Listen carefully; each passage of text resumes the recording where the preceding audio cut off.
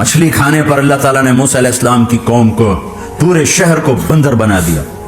مچھلی کھانا کون سا گناہ ہے؟ اللہ نے کہا بس ہفتے کو نہیں کھانی, کھاؤ اتوار پیر منگل بدھ جمعہ جمعہ کھاؤ, ہفتہ نہیں. مگر نہیں کھائیں گے, کھایا, اللہ نے بندر بنا دیا.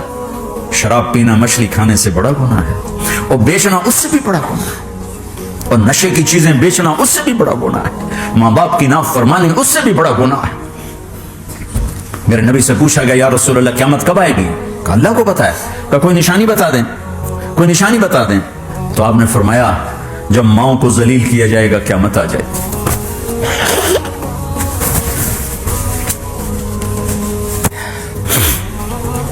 یہ تو اس کی دعائیں ہیں,